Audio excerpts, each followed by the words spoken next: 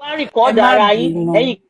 Ẹ má bínú Iyalode, nǹkan tẹ́mi tí ẹ̀kọ́ fẹ́ sáré sọ ni pé mo fẹ́ kẹ́ bá mi play orin kan láàrin yẹn, ẹni tí ò ní jẹ́ adúpẹ́, ẹni tí ò ní jẹ́ adúpẹ́, ìyẹn mo kàn fẹ́ ní kẹ́ bá mi play interlude ńbẹ̀ yẹn.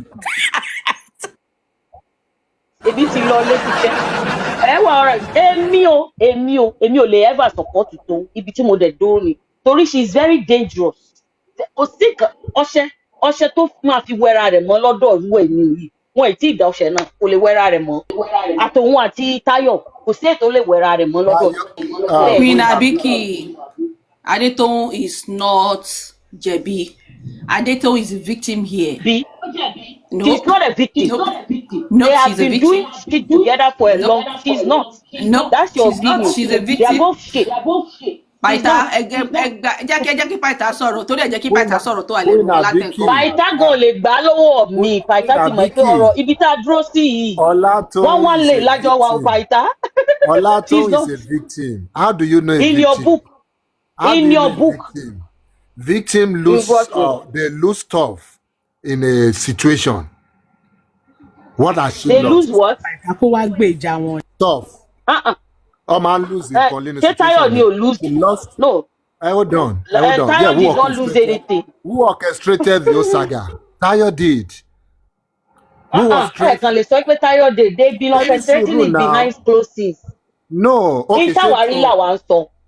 Queen Abike yẹ kí Paita sọ̀rọ̀ náà ṣe bẹ́yìn ti sọ̀rọ̀ títí yín torí ẹni ẹ fẹ́ dìde fẹ́ lọlé látẹ̀kọ́ sí ẹ dìde. Who started the saga? Tayo did. Because of her insecurity, because of her madness. She started all this monitoring of her husband, reaching out to Toun. So it was that particular action. Òun ló start gbogbo chain of events yìí, reaching out to Toun on her Instagram account. Gbogbo any other thing tó bá dẹ̀ ṣẹlẹ̀ lẹ́yìn yẹn, that first one ló bẹ̀rẹ̀. Àfi tá bá tún máa gbé before that what started this thing was Femi Adebayo telling this lady she loves her. After that, my blame Femi Adebayo for quickly to my love with her. But apart from that, she went to this lady's DM. Pé kó wá lọ máa monitor ọkọ mi fún mi, kí ló ń gbọ́, kí ló ń rí, things like that. So what did Tayo or kí ló lose? Whatever she lost in this saga. Ṣé Paita kẹ́kọ̀ọ́ ṣé ìgbà téèyàn sọ fún èèyàn pé wá lọ monitor ọkọ mi, ṣé kò yẹ kó sàkúlẹ̀? Like I don't get. Why are you guys trying to excuse me? No, kò lè bẹ̀rẹ̀ pẹ̀lú yẹn. No. No. Me anyone for what? Monitor your husband for you for what? Queen Abiki kò lè bẹ̀rẹ̀ pẹ̀lú yẹn. Kò yé mi o. Kò lè bẹ̀rẹ̀ straight. Hold on. Kò lè bẹ̀rẹ̀ straight pẹ̀lú wa lọ monitor ọkọ mi fún mi. Ọ̀rẹ́ normal náà ló máa fi bẹ̀rẹ̀. Òun náà olóbùkún lòun náà ó fẹ́ òun wà nǹkan tó máa ṣe ni wọ́n ìtẹ́yìn àmọ́ àsọ pé lọ mọ́nítà ọkọ olóbùkún ni mà wọ́n ìtọ́ máa lọ mọ́nítà ọkọ ẹ lọ́kọ fún. I don't get it o. Related Toun in this case. Exactly. That's where I was going. You cannot argue that, madam. Tẹ́ máa sásẹ́yìn, tẹ́ máa yọ lẹ́ẹ̀kọ̀ọ̀kan. Point yìí nìyẹn. Ṣé rí lánàá mo padà lọ gbọ́ gbogbo nǹkan tí Toun tó sọ, gbogbo ọ̀rọ̀ tó sọ. Ṣé rí mo ti sọ ṣe nígbà tí mo gbọ́ everything. Mo rí pé tó bá jẹ́ pé lóòótọ́ ni gbogbo nǹkan tí Toun sọ pé Táyọ̀ ṣe yẹn. Èmi ò tẹ́lẹ̀ mo ń bú Aládùkẹ́ tẹ́lẹ̀ ò bọ̀ mo wá rí pé ó ní mental health sickness o. To me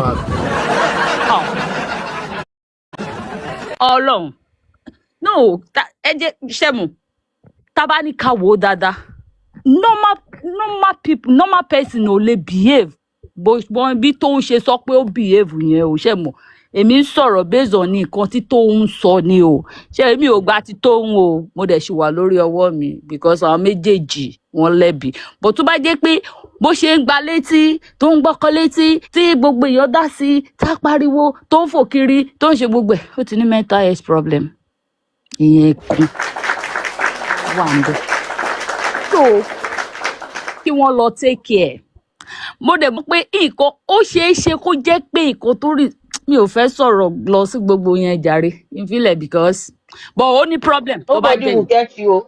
Allegedly, wọ́n ní kò work mọ́ o. No, see, you can talk. àbí owó tí kò wọ́ọ̀kì mọ́ so ẹ má jẹ́ kí ẹ má jẹ́ Emma lọ. worry. You can speak based on the facts available publicly, and the fact, and that's why I always tell people don't put assumption. Fighter. Just talk based on Fighter, what is out you guys there. are putting assumption then. You No, guys are any not level using what is assumptions. available. Okay, let's not put assumption. Any of your Let's assumption, discuss. okay, Let's discuss what we have. from the Let's discuss what beginning, we have out there. someone came into your DM and Yeah. asked you to be monitoring her husband. No, she didn't And ask you that. two That was agreed to assumption. do it. Hold on, Kunabiki, stop. Huh? That was assumption. The assumption. Assumption, bao. Mimi, I'll bring you up Kini. later. I'll bring you back. Huh? Give me your space. No, you, Mimi. She reached out to Olaton in her DM and started a friendship with her. That's what we know. That is what we have in the public. So she said she has not seen that. We don't know about that yet. So let's treat what we have in the public first. So she went to her So DM. now it's not Ikekoma monitor. Hold on. No, Okay, let's discuss what we have in the public and let's see how that goes. She started a friendship with her. so ní ti Somewhere- tó ń opinion tèmi mo ṣì stand on it pé That. ṣe rí láti pé ó mọ àwọn méjèèjì ní ìkà tàbá ní kàwó lọ́dọ̀ tèmi o. Wow. God bless. Ìkà làwọn Bẹ́ẹ̀ni. méjèèjì Bẹ́ẹ̀ni. nígbà téèyàn wà tó wà nínú ayé èèyàn torí pé ó ń ṣe bí wèrè kiri. Ó dẹ̀ ń follow ẹ ṣe bí kiri. wèrè tó ń ṣe bí wèrè kí ni the next thing tó yẹ kó ṣe gbogbo pé because tó bá mo ló explain lánàá bó ṣe sọ̀rọ̀ yẹn ó yẹ kó mọ̀ pé ṣé òun ìyá ẹ̀ ni èṣù máa ń lọ̀rẹ́ náà. Èṣù máa ń lọ̀rẹ́ ẹ̀ kí ni kò ṣe. Èṣù lòun náà dẹ̀. bí ò tiẹ̀ jẹ́ òun nìyẹn ẹ má gbàgbé pé wọ́n ti ń sọ̀rọ̀ wọ́n sọ̀rọ̀ kò ń ṣe pé bóyá ẹ̀ẹ̀kan tó pé ẹ̀ẹ̀mejì wọ́n ti ń sọ̀rọ̀ ó dẹ̀ ó ti fún láyè kó máa sọ gbogbo àwọn nǹkan tó ń sọ yẹn ìyẹn náà wọ́n jọ ṣe ni. Wọ́n jọ fúnra wọn láyè. Fúlàní ẹ̀ ni. Mo ríre, wọ́n jọ fúnra wọn láyè ìnáwó méjì. Ẹ máa gbọ́ bẹ́ẹ̀ mọ́ Tẹ́ bá rí gbọ́dọ̀ wèrè, ẹni sùúrù Queen Abike ẹni sùúrù tẹ́ bá rí wèrè ẹ lè tètè dá wèrè mọ̀. Ṣóyè yín. I'm coming. Ẹ lè tètè dá wèrè mọ̀. Adé tó wò tètè mọ̀ wípé wèrè ti wọnú ẹ̀jẹ̀. Ṣẹ́rí wọ́n gbọ́ ọkọ létí yẹn, wọ́n na ọkọ yẹn, ó yìí lè máa wò pé gbónú ara. Bọ̀ nísìnyí ẹ̀yin lẹ́yìn rí. Up till now, Adé tó lè máa mọ̀ wípé ó ti ya wèrè. Up till now. Bọ̀yìn ará àta wọ́n ní ó tọ́ ni bọ̀yìn ará àta ẹ̀yin lẹ tètè máa ń detect nǹkan. Èèyàn lè máa báyọ̀ gbẹnu lé kó lóyún oṣù mẹ́fà kéèyàn máa mọ̀ kó jẹ́ pé èèyàn ará àta ló kàn máa kọjá lẹ́gbẹ̀ẹ́ oyún oṣù kan oyún ọjọ́ kan ẹlòmíì dàmọ̀. Ṣó ti yẹ yín?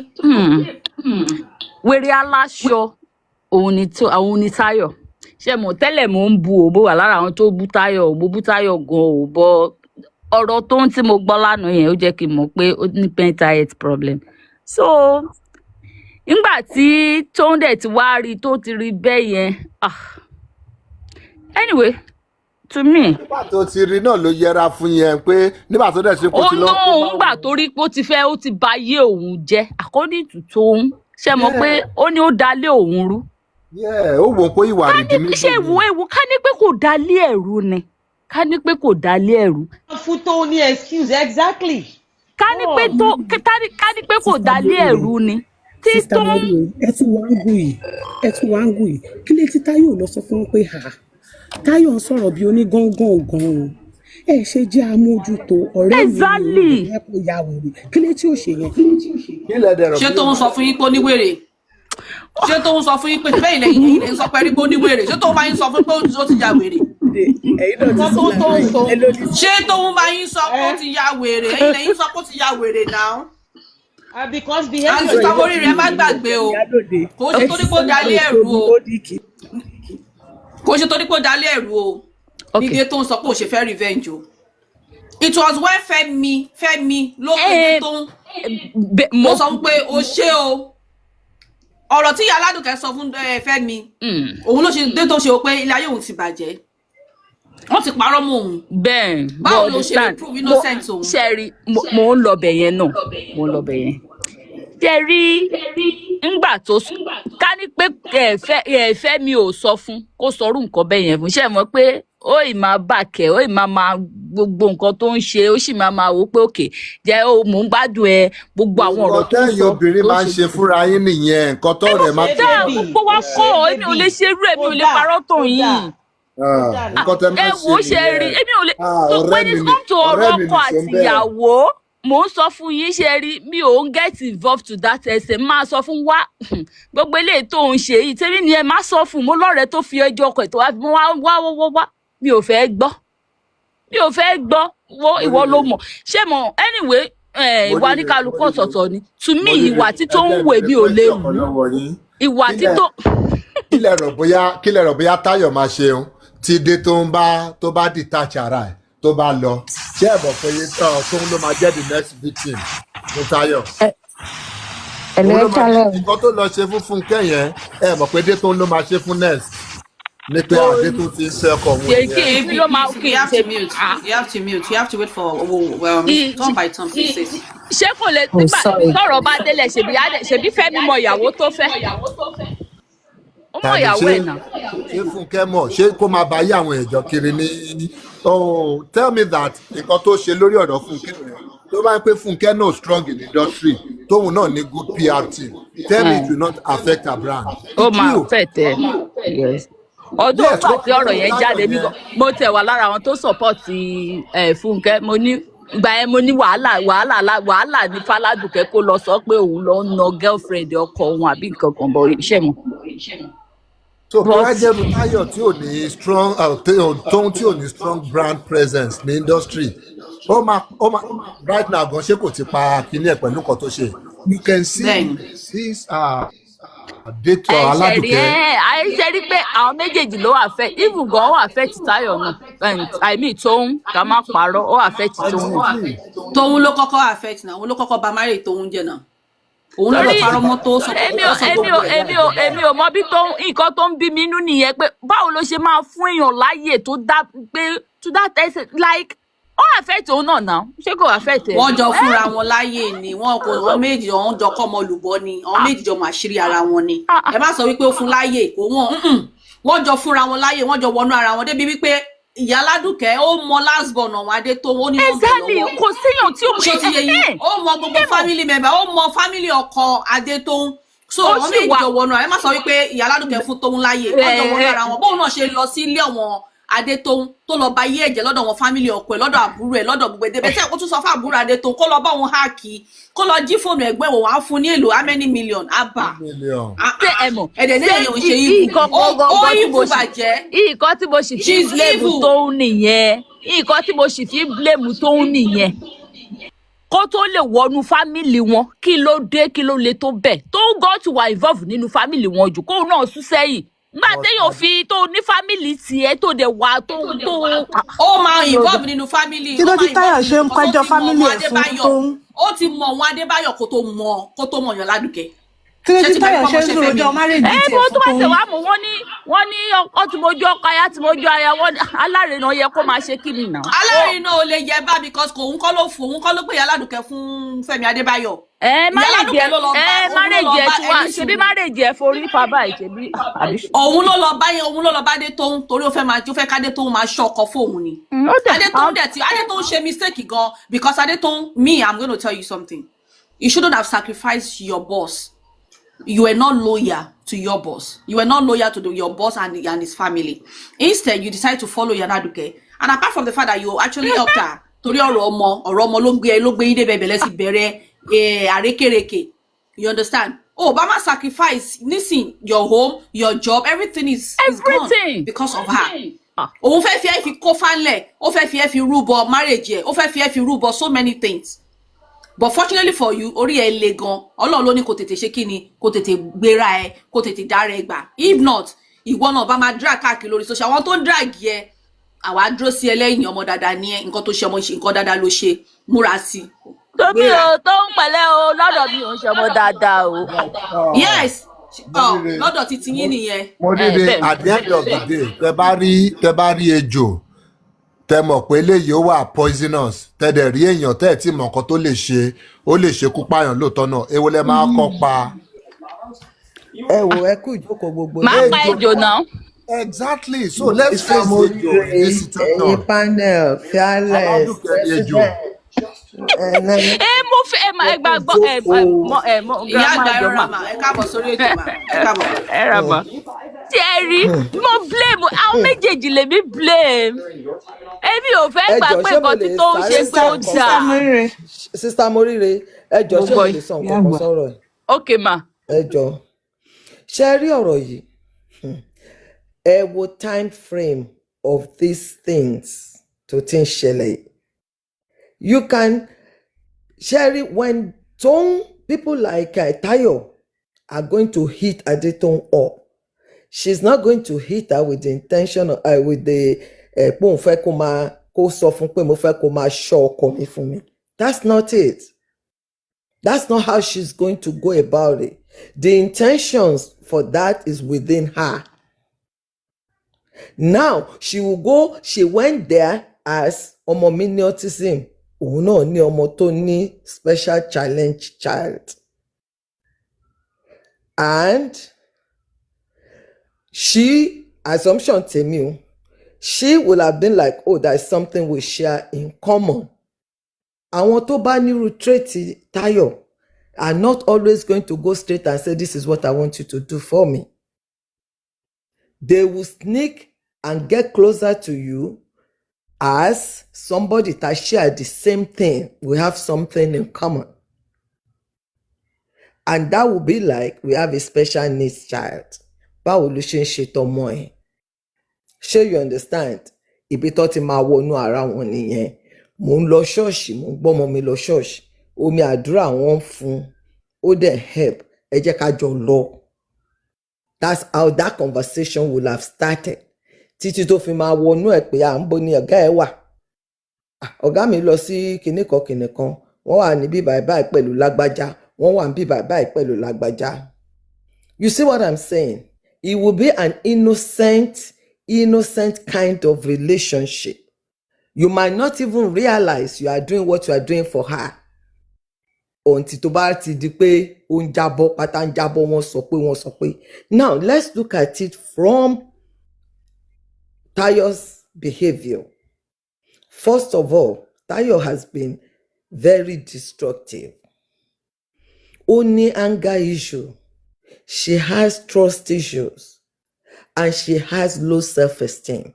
Period, point blank. These are the traces of àwọn tó bá ní ìwòsí.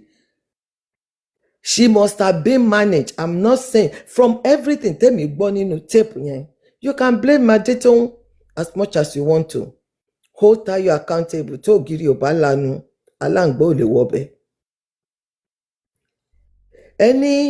Àwọn kan sọ wípé torí bí mo wà látìgbà tí Iyalode ti ṣí kínní.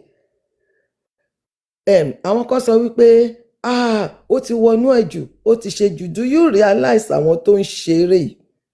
They use their house as location. And tẹ́bára àwọn tó bá sọ pé ọdún fa caucus, kíní kan caucus, they stay together most of the time. Wọ́n máa ń wọnú ara wọn. So pé báwo ló ṣe mọ nǹkan? She must have been involved with Adebayo Salami group, àwọn family wọn. And this lady is relating with her. So obviously she will know.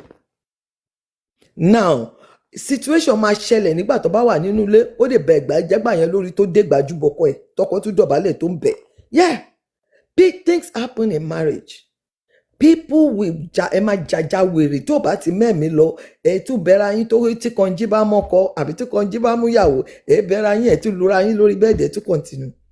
You see, but you don't go to this extreme. She has been so destructive that ó ti sú àwọn family yẹn gangan. Now you went as far as lọ fẹ́ nǹkan tó ṣẹlẹ̀ láàrin ìwọ àti ọ̀rẹ́ ẹ lọ sọ fún ọkọ ọ̀rẹ́ ẹ ní ìgbà tí ọmọ yẹn wá sọ̀rọ̀. Ó ní marriage òun ò perfect. She said it. Ó ní àwọn ní issue but àwọn solve ẹ̀. kò síbi tí àwọn bá ti ní special need child issue á wà, pressure á wà lórí ìyá, ó máa wà lórí marriage yẹn, but does not mean pé kó ṣe nǹkan tó ṣe yìí. Now you went to the husband, ó ṣe gbogbo nǹkan tó sọ yẹn, ọkọ lù ú, ó lù ú débi pé ó dèrò hospital kó tó wá lanu pé wọ́n ló sọ̀rọ̀, and for almost a year mi ò tẹ́ mọ̀ pé ẹni tó ń ṣèdì tó ń jẹ́ tó ń òun nìyẹn, for a year ni mo máa ti rí Aládùkẹ́, á dẹ̀ tàgẹ́ nìyẹn, á dẹ̀ tún bu, yes, for a whole year. Gbogbo wa ní ṣòwò ègún, ta ló lè gbà á tí ò jáde fọ́dún kan. Ní ìgbà tó so ẹjọ́ ìtàn ó tún wá padà lọ bọ́kọ tiẹ̀. From that note, ó lọ sọ fún ọkọ ẹ wípé ọmọ yẹn ò kì í ṣọmọ rẹ o, òun ló mú ẹ lé olóògùn. Now ọkọ wa bínú pé ìwọ tí mo mú gẹ́gẹ́ bí àbúrò, ìwọ tí mo ṣe báyìí, ìwọ tí mo ṣe nǹkan kan, ìwọ tí mo ṣe léyìí, ìwọ tí mo ṣe yẹn, ó wá lọ mú ìyàwó mi, gbogbo nǹkan tó kọ́ ìyàwó mi ló ti wá sọ fún mi. Ọmọ wa ṣàlàyé pé kò má rí bẹ́ẹ̀, ṣọ́ọ̀ṣì mo mú ìyàwó yín lọ, ṣọ́ọ̀ṣì mò ń lọ, mi ò lọlé olóògùn. Nǹkan tó sọ fọ́kọ mi náà nìyẹn tó fi di wàhálà, ìyẹn lòun ò gbàgbọ́. Now if you are in that girl's shoes, kí lẹ fẹ́ fi wẹ̀ mọ́? Kí lẹ fẹ́ fi wẹ̀ mọ́? Ta ló lè bìlíìfù wípé orí òkè ló mú lọ, kì í ṣe lè bàbá olóògùn? How many of you will believe that without that voice note? Then òun fún ẹnu ara ẹ̀ sọ.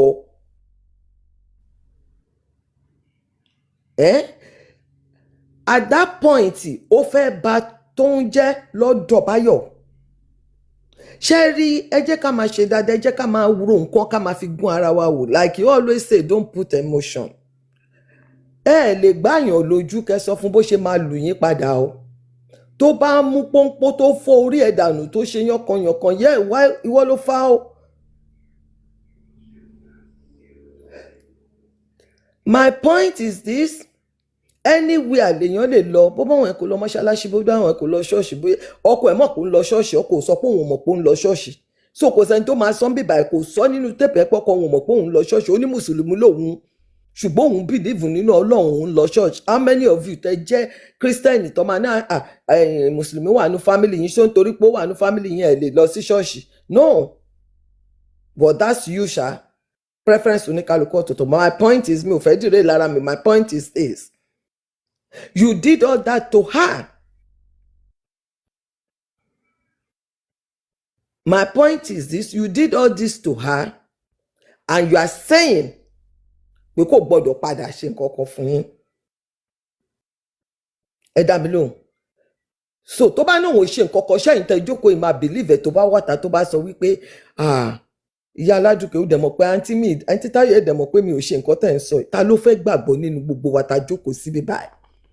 Half of the people here were saying pé olórí burúkú lọmọ Táyọ̀, ọmọ tóun yẹn, kíní kan lọmọ tóun yẹn, ó rìkọ́ọ̀dù ẹ̀, but what led to the recording? Ẹ má jà máa já nǹkan mọ́nú ẹ̀ ká máa mu nínú. No, kí ló sọ ìsọ̀rọ̀ òun ní gbèsè? Kí ló sọ kó tó di pé ó gba èsì tó gbà yẹn? Kí ló ṣe kó tó di pé ó mú ẹni yẹn? Mèyọ́ mo mọ̀ pé yìí ni kó tó di pé ó react bó ṣe react yẹn. Tell me. A ní nǹkan kan téèyàn bá sọ̀rọ̀, téèyàn bá bá yín tó sọ pé sister mo rí ẹjọ́ ní sùúrù, téèyàn bá bá yín pé lágbájá sọ pé nípa ẹ, ó wá sọ pé màá bí ẹ lójú ẹ̀, ṣé kí n pè é? Tó bá ti ní má pè òun parọ́, orí burúkú ló ń ṣe, ó ní nǹkan tí wọ́n náà sọ kí lágbájá yẹn tó sọ pé kò kọ̀ déédéé sọ pé. You see, what Tayo did was wrong 100%. I will never support you. I don't care nǹkan anybody bá ń sọ láyé. Èwo nínú àwọn obìnrin tó wà ń bí ló ń gbé 800,000 lóṣù. Even èyí tẹ wà l'Amẹ́ríkà, èlò ló ń fún yín ní food support. Okay, ẹ dáhùn náà, ká máa sọ èyí tẹ wà ní Nàìjíríà. A woman has a job. Gbogbo wa la máa, kò sóbìnrin tó wà ń bí tí ò ní sọ pé tí family mi bá ní ìdí $2, ṣé máa lọ bọ́kọ mi lérè kó fún mi $2 ni. Now she has done all these things. O ti lọ sí location, o ti lọ dá gbogbo bẹ̀rù, o ti lọ fọ́ television. Anger issue wo ló ní? ọkùnrin yìí the most thing tá máa ń sọ pé ọkùnrin ṣe láyé kó put roof over her head as a mother as a wife àtàwọn ọmọ ẹ̀ kó pèsè owó oúnjẹ fún yín. ṣe rí Nàìjíríà burú tá bá ti fọ́kọ báyìí àfi ká yí ọkọ yẹn lórí, àfi kó jẹ́ pé gbogbo àdánwò ilé ayé wa báyìí ọmọkùnrin yẹn ni kó máa gbé, àfi kó jẹ́ pé ọkọ yìí àfi tá bá ràn ẹ̀ down for what, kí ló ṣọwọ́ ẹ̀. wọ́n sọ pé location tó ní tó ti ń tajà is big, is good, everybody knows you. Kí ni ìṣòro ilé ayé ẹ̀ tó ń tẹ̀lé kiri? Anybody tó ń wo fóònù ọkùnrin ọkọ ẹ̀ bá jẹ́ séǹtì ó sì máa àlùbọ́sà ni ó máa sunkún gbẹ̀yìn ni. Àwọn tó ti ẹ̀ wo fóònù tó ń ṣe mistake send text sí yín kọ́ tẹ̀ máa rí nǹkan tó ń sọ fóbìnrin mi kí lẹ fẹ́ ṣe ṣe máa kú àbí. You see, things happen. I'm not condoning infidelity. Please don't take me like that. I am not condoning it. But for your own peace of mind, fún ìfọkànbalẹ̀ ayé ara títí ẹ, you have to understand. Guys, let's power tap, please. Ẹ jẹ́ ká power tap ẹ jọ̀ọ́. Ní gbé ọkùnrin sórí pàǹtẹ́ẹ̀tẹ̀ èjìká ló máa gbé sí, so also ìsọkùnrin má gbé obìnrin sórí gbé séjìká. You have to think about yourself. Nígbà tó bá okay, wọ́n sọ wípé nínú nǹkan tẹ́ gbé síta wọ́n ní Aládùkẹ́ ló kọ́kọ́ ń lo ibi tó ń lò yẹn location yẹn, òun ló gba ilé yẹn wá wà available for sale. Báyọ̀ wá rà lórúkọ ara ẹ̀. What the fuck are you doing? Are you stupid or something? Now okay, ó rà lórúkọ ara ẹ̀, ó rí pé òun ò lè sanwó ilé yẹn mọ́, ó ra lẹ̀ sẹ́gbẹ̀ẹ́ fún ẹ, ó mú owó kọ̀ǹténà ó fi sí pé kára kọ̀ǹténà síbẹ̀ so that wàá lè máa kó àwọn ẹrù ẹ tó wà nínú ibẹ̀ yẹn díẹ̀díẹ̀ sí bíbá ẹ̀. In case of incasity, let's assume that happened. Now you chose to sell 120 million. Ibi tèmi ní problem pẹ̀lú ẹ̀ sí nìyẹn, Táyọ̀. 120 million plot of land, what 120 million, ìwọ tà ní 60 million. Wọ́n ní ó wá fi 22 million lọ tún ilé tó fẹ́ gbà lọ́wọ́ ẹ̀ ṣe ṣó ń ṣe èrè àbó ń ṣeré. Question ni mi ṣe pè fún ẹ. Because let's lára àwọn èèyàn kan ya wèrè. Lára sí tí mo ríre sọ nìyẹn, nǹkan tí mo ríre sọ kórí ẹ̀ tí ó ti ń fra ara ẹ̀ náà ni. Yeah, it's true. Let me ask you, that lè tó tà yẹn ó tà at a loss, ó tún wá yọ 22 million lọ fi tún ibi tó fẹ́ gbà ṣe. Please make it make sense. Gbogbo ẹ̀yin tẹ́ ẹ̀ support gay. Even though he has mental health illness, òun sọ wípé gay yìí balẹ̀ ẹ̀jẹ̀, meanwhile ìwọ ló kọ́kọ́ balẹ̀ ẹ̀jẹ̀ náà. Ìwọ ló dalẹ̀ ẹ̀rù náà, ìwọ ló sọ dèrò tó dèrò hospital náà, tó fi lù dèrò hospital náà. But you are not holding yourself accountable. Another thing tí mo tún disgusting pa ẹni pé despite everything tó ń jáde òun update lójoojúmọ́, you never said mi ò sọ bẹ́ẹ̀. You never said, ẹ máa gbọ́ gbogbo nǹkan tẹ́ ẹ̀ sọ ẹ̀ ń parọ́. You never said anything and people are saying pé èèyàn bínú. Tó bá sọ eléyìí, níjọ́ tó bá wá fẹ́ pààyàn, kí ló máa ṣe? You purposely lied. Ẹ jẹ́ sọ pé kò tí ì ṣe. Okay now, you purposely lied on Fúnkẹ́ Akíndélé. Ó ní o mọ̀ wípé ẹni ó ní o mọ̀ wípé kò fẹ́ Báyọ̀. O dẹ̀ lọ bá location, o ṣe wàhálà ń bẹ̀. O tún fídíò wàhálà yẹn o sẹ́ǹdẹ̀ sí Báyọ̀. Ẹ jọ̀ọ́ nítorí Ọlọ́run ṣé kò ti bẹ̀rẹ̀ intention ẹ̀, ṣé kò ti ń carry it out one by one. Ẹ jọ̀ọ́ nítorí Ọlọ́run ṣé kò ti bẹ̀rẹ̀ sí carry it out one by one. You did that to somebody's business. Business ọmọ yẹn nìyẹn, nǹkan tó fi ń bá àwọn ọmọ ènìyàn kò lọ́kọ single mother ni. Kò sọ́kùnrin tó ń fún lé 100,000 lóṣù. Kò séèyàn kankan tó ń fún 200,000 lóṣù. Òun ló ń hustle, òun ló ń ṣe gbogbo ẹ̀. How wicked can you be? You said o kàn ń bẹ̀ ni o, ṣùgbọ́n o ní nǹkan tó máa fi bá tiẹ̀ jẹ́. Ọ̀gá mi, màdàmú, o ṣe gbogbo kinní. You did all these things. You can lè wẹ́rẹ́ mọ́. Now ẹ̀yin tẹ́ wá ń blame Adétóun àbí kí lorúkọ lédè Tóun, ẹ jẹ́ kí n bí ní nǹkan kan. Téèyàn bá fọ́gi mọ́ ẹ lórí, tó o bá gbé ọ̀bẹ, tó o bá gun lọ́bẹ, wọ́n á ní kí ta ló kọ́kọ́ lura wọn. Ẹ jọ̀ọ́ ta ló lè gba nǹkan tí Iyán Aládùkẹ́ ṣe fún ọmọ yẹn? ẹ ń sọ pé àwọn méjèèjì ni ò dá, kì í ṣe pé gẹ́ẹ̀ yẹn bẹ̀rẹ̀ sí ní kọ́kọ́ record o. She wasn't recording. She was not recording until ìgbà tó di pé Báyọ̀ pé wípé ha bí mo ṣe mú ẹ dáadáa tó o mú ìyàwó mi lọlé olóògùn. Ọmọ wa ń ṣàlàyé ara ẹ̀ pé òun ti dárùn. And at this point, my thing in all this, obìnrin ẹ ṣọ́ra yín. Ẹyin lóhùn Yorùbá bọ̀, wọ́n ní tó bá jábọ́ kò ṣeé kó. Báwo ni ìyá ẹ ṣe máa make statement wípé a mọ̀ pé skẹ́ẹ̀tì ló wà ń di Báyọ̀ tẹ́lẹ̀tẹ́lẹ̀ ó dẹ̀ ti gba ṣòkòtò ẹ̀ padà. Ìyá ẹ ti bá ilé ọkọ ẹ jẹ́ náà. Ẹ jẹ́ ká máa ṣọ́ra. Màmá mi máa ń sọ nǹkan kan, wọ́n á ní inú ẹ jẹ́ kó jìn. Ìgbà tí mo kéré tí n bá wá bá wọn, mo ṣe sọ kínní lórí platform kan rí, tí bá ní màmí wọ́n á ní kí ni ṣó ń ta. Nígbà yẹn àwa Ṣàgámù, wọ́n á ní nìṣó ta, wọ́n á bọ́ sẹ́ǹkùlé níbi ìtẹ́ ọ̀gẹ̀dẹ̀, wọ́n á wá gbẹ́ kòtò gbẹ́gbẹ́gbẹ́ lẹ́yìn, wọ́n á ní sórí gbogbo ẹjọ́ tó fẹ́ rò yẹn ó yà rò síbẹ̀ yẹn. Máa wá rojọ́ yìí ó, bí wọ́n ṣe ń pọ́mọdé ò mọ nǹkan tó ń ṣe náà at that point, máa wá ro gbogbo ẹjọ́ wèrè yìí ó, máa rò tẹ́nu bá ti sú mi, màmá mi ṣó ti ṣe tán nìyẹn. Àwọn á bá mi mú iyẹ̀pẹ̀, wọ́n á dà sórí ibẹ̀ yẹn, wọ́n á gbé omi, wọ́n á ní ó yá lọ wẹ̀. Nígbà ń bá fi wẹ̀ tí máa ṣe tán mo ti sùn, mo ti gbàgbé orí burúkú tí mo rò lẹ́jọ́. I'm saying ara ẹ ló mọ̀, ó máa mọ inú ara ẹ, ò lè mọ inú ọ̀rẹ́ ẹ, inú ọmọ tó bí gan ò mọ̀ náà. Do you know?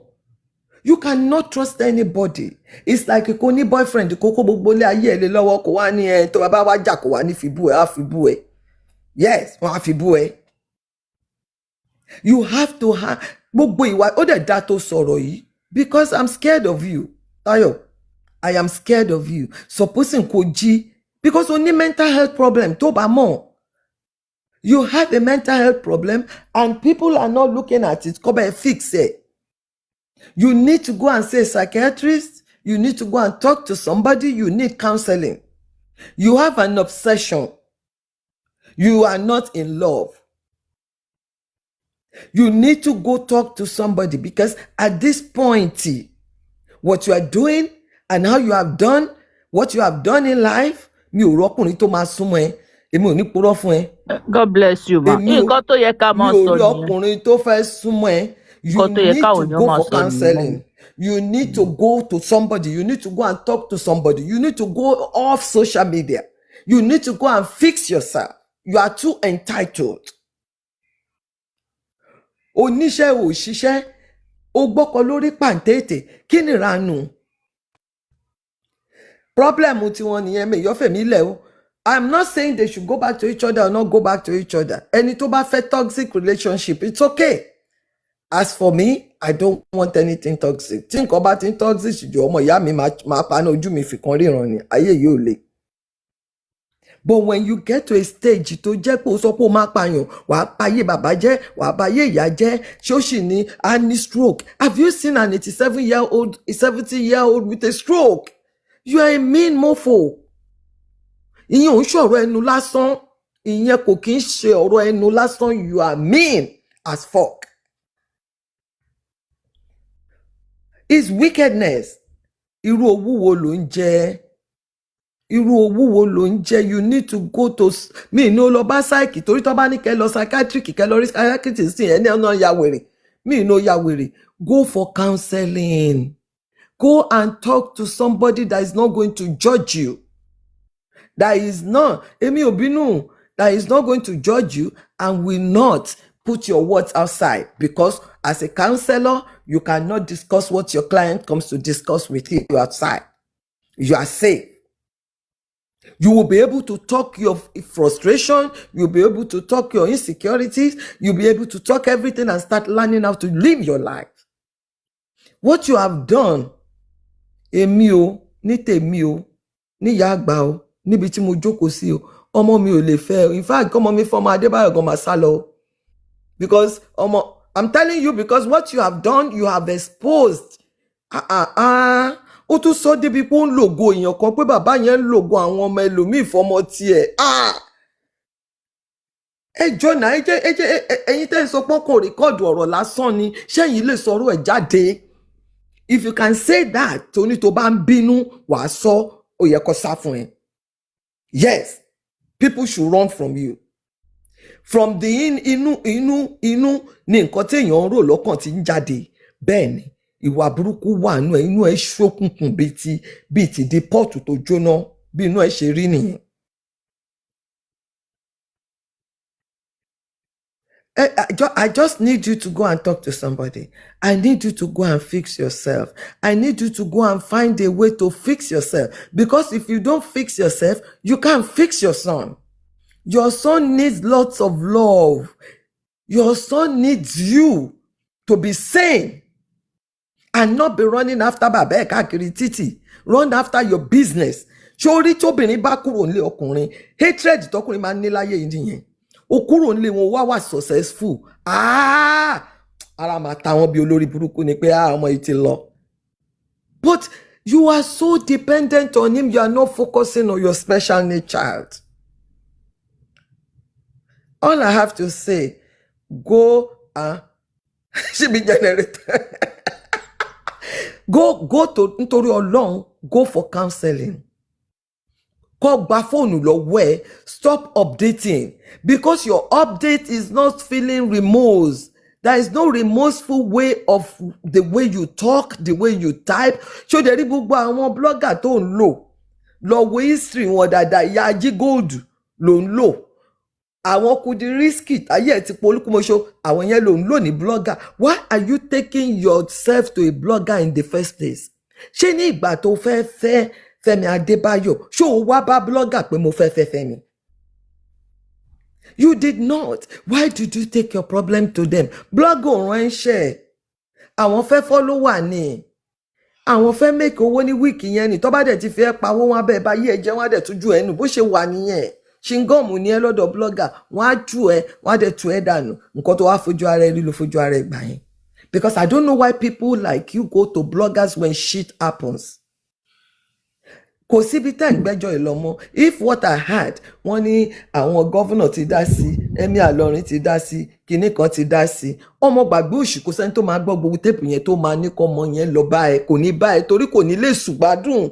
Ó máa sùn, á máa dijú kan ni pé Ọlọ́run ìmọ̀ nǹkan tí mo ṣe tó máa gún mi lọ́bẹ lóru o, àbò lè gún mi lọ́bẹ lóru àbí kò lè gún mi lọ́bẹ lóru. At the end of the day, òun náà máa bẹ̀rẹ̀ sí ní mental health trouble. Is better kò ní kálukú máa bá wọn. Inú ògbà ni ẹnìkálukú kẹ́kọ̀ọ́ ẹ̀lẹ́.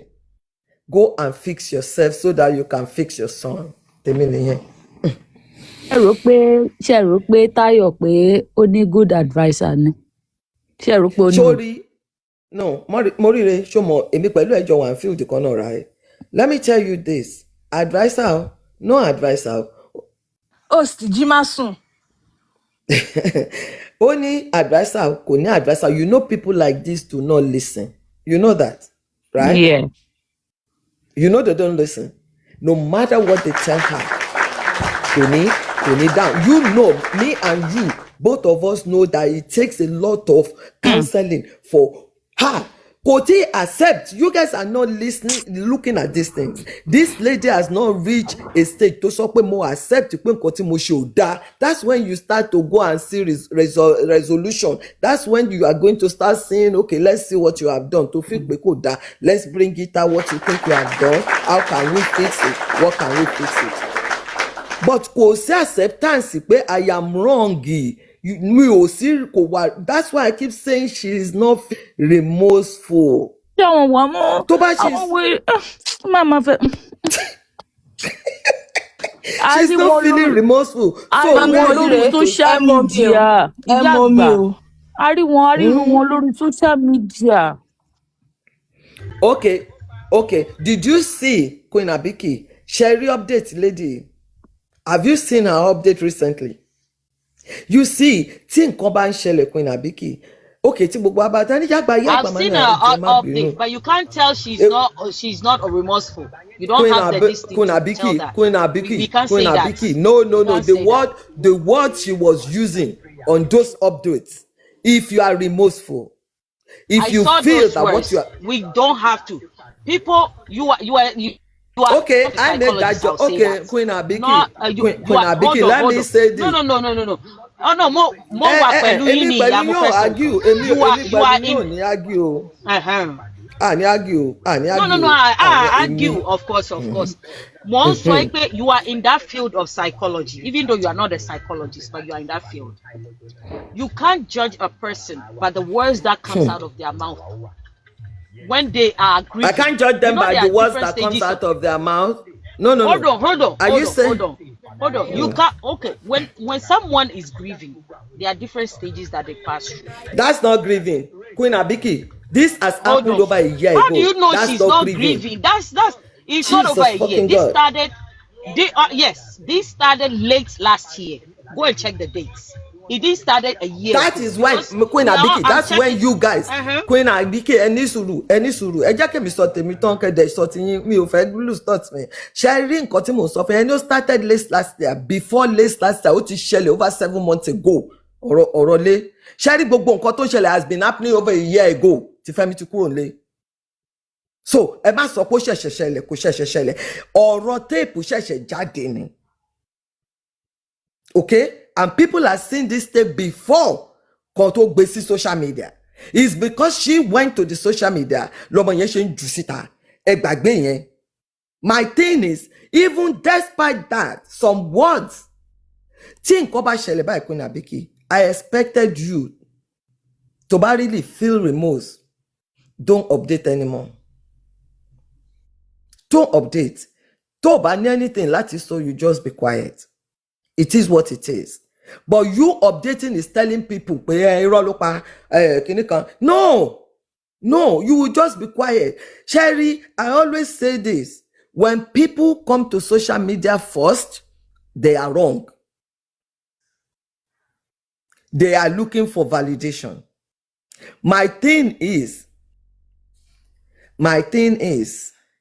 just go and reflect on what is done. Go and fix yourself. Because you don't fix yourself, you can never move forward. And until you accepted that this situation, you have a fault in it. I don't think advice is what anybody ma fun to ma gbo Sister Morire. You know what I'm talking about. You know what I'm talking about.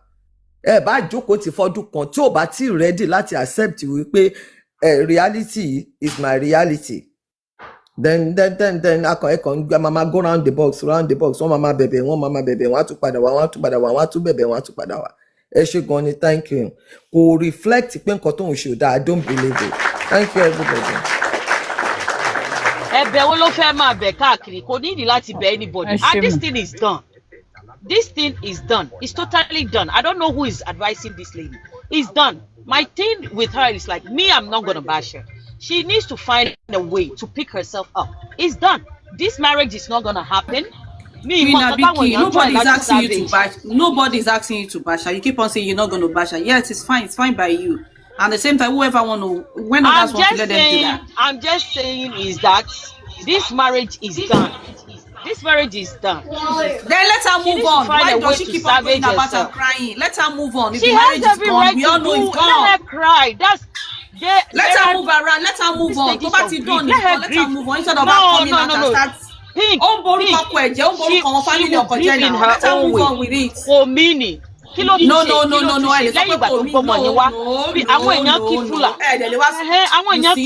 Any go mean, but you don't want people to talk about it. But she can come out and talk about that.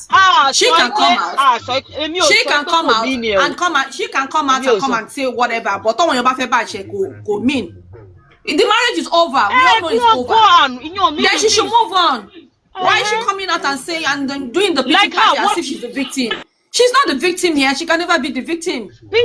She's not the victim. She can even use that child to clean her own mess up.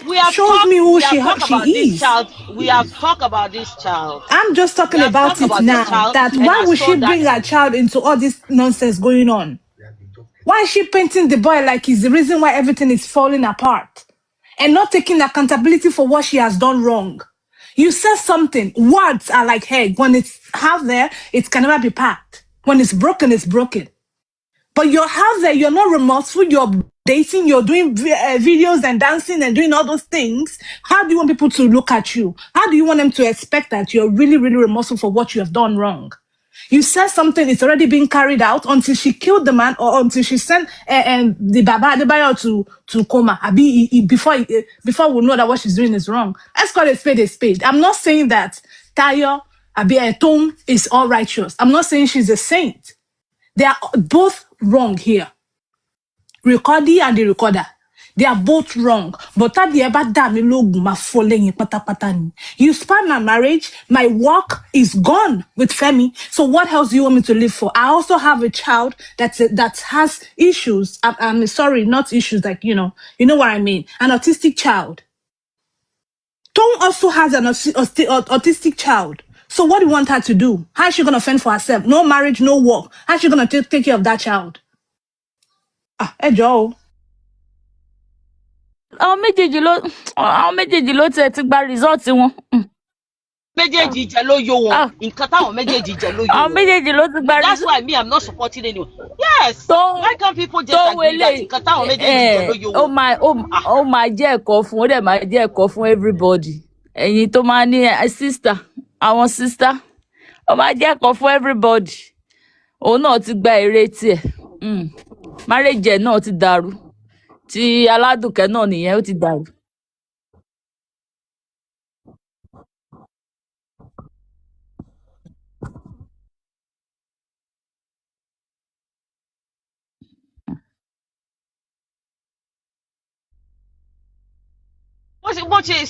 What I believe is there are stages of grief. Keti hit here, dadani. Boba hit here. Awa bito mangbe idi ejoko si. Yeah.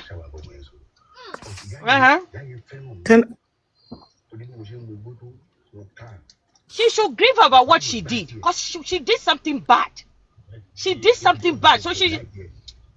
What is she grieving about? I said, hold on.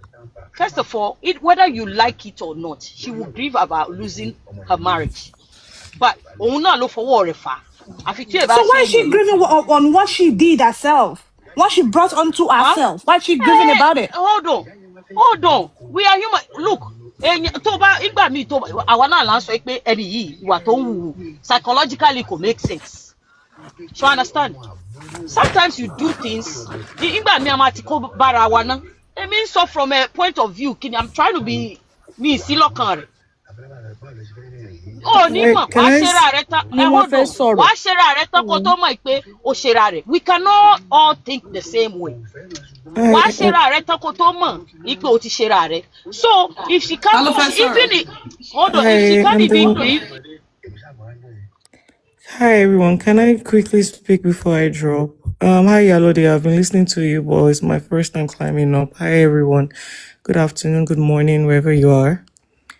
I want to speak. This is my opinion. It's not going to go down well with a lot of women because I'm very logical, right? I don't really play on sentiments. I'll start by saying that I'm not going to blame Toun too much. I think people forget that she and Femi have been family friends for 16 years. Her loyalty, to a large extent, will lie more on Femi and the family, right? Now, I'm not really for Iyalode is going through this, is going through that. I believe, in my opinion, that she caused what she's going through, right? And I also believe that she shouldn't have brought out that boy's case. And I also believe that a lot of women sometimes, when you're not sentimental, they want to call you a pick me. I don't really care if you call me a pick me. I'm very logical because oh, she shouldn't have recorded, she shouldn't have done this. I want to ask us a question that we can answer later. Or be the person is in a problem. I be one accused of one grape right? And your company voice note to totally exonerated, totally show power innocent, I be totally save or money. Will you tell the person that, oh, you shouldn't have recorded? Will you take the voice note or will you use it for your own good? Because I'm sorry on saying, you know, it's always easy when we want to speak from the part of a woman, but we don't want to speak from the part of a mom. Tó bá já wa la lọ́mọ tẹ́ ń gbọ́ ìyàwó ọmọ yín tó ní pé òun fẹ́ pa òun fẹ́ ṣe kíni kan wá ní oh he hasn't done, at least she has not done it, at least she was just being angry. Èmi ò mọ irú upbringing táwọn ẹlòmíì ní o. I wasn't raised to be cursing people out. I wasn't raised to be planning evil. And before anybody speaks, I'm divorced. My child's dad, I stay in the US, right? because of the love my child has for her dad, ìgbà tí mo fi sílẹ̀ táwọn èèyàn sọ fún mi pé go and put him on child support gbogbo ẹ̀ tí mo ro gbogbo immigration problem tóun náà ní, right? My cousins were telling me, you get this money, you get this money. I said, ṣé lè tí Trump kó àwọn èèyàn, tí ICE kó àwọn èèyàn, máa lọ fún ní court case, to what extent, to what pleasure? Tó bá deport, kí ni mo fẹ́ sọ fún ọmọ mi? And this is a marriage that has crashed. Do you understand what I'm saying? You don't do things. When people say, all women, tẹ́ bá mọ̀ pé máa ń ṣépè fọ́kọ yẹn, máa ń ṣépè fún ex, you wish people bad. Speak it for yourself and don't generalize because you want to make yourself feel better about anger problem. This lady has an anger problem. Tabani, okay. Toun was putting words in her mouth. If you listen to the voice notes very well, she truly was putting stuff in her mouth because she was trying to get proof. Now, let's say when she told Toun previously, she was angry. Ìgbà tí Toun tún sọ, tó tún repeat ẹ̀ fún, was she angry at that time that she was repeating it? That's why I say, bóyá background oníkálukú,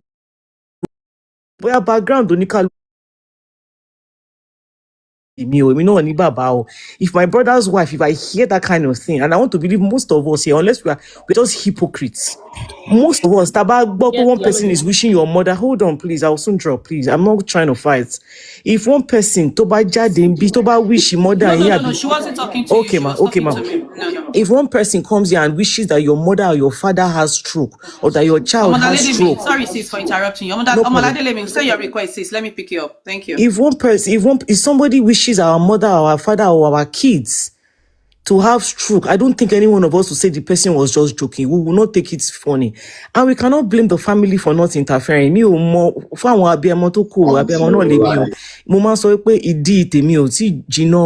I have my daughter, she's 11, but I will still go head to head for anybody that tries to play with her. It is just jokes. I don't take words seriously. For mommy, don't wish my own child bad and say that, I was just in the heat of the moment. No, I will come for you times 100 because I will not wish you evil in the heat of the moment. And then she has an autistic child. Please, this might hurt some people, but that was brought up for sentiment, right? Why didn't we know about this guy's condition till this happened? Why did we not know about his condition till this happened? Because they know what in more playbook Nigerians. Most people are so gullible. Awani, she has an autistic child. Please, is this child also not Femi's child? Why are we not thinking about Femi in the whole thing? Is she the only one that impregnated herself? Or you think big condition boy and Sherry, are we saying that Femi too is happy because we keep saying she has an autistic child? They both have an autistic child. Not one person in that equation has an autistic child. What does the boy's condition have to do with her being hot-tempered, which is one of the issues that they've had? What does that have to do with anything? And if there are any anger problems, stop saying, that's just the way I am. That's the way women are. Some of you will blame it on, that is my sign. I am Aries. I am Virgo. I am Kiniko Oshiatirano. Then she go and get help. Go and get help. I used to have anger problem. Anytime really serious one, I went for therapy. Go and get help. Nobody has to stay with you because you have anger problem. And also, she's Femi is this one. He might have triggered her. He might have been cheating. Some of you, you are with men that are not treating you well. You are with men that are cheating. So because I don't understand. If you know you're not going to leave a man, but if you come and tell me that my man is sleeping with everybody, can you cope? Cope, then ride on. Go and be doing your test, get on PrEP medicine that helps to prevent HIV and STIs, and continue your marriage. But I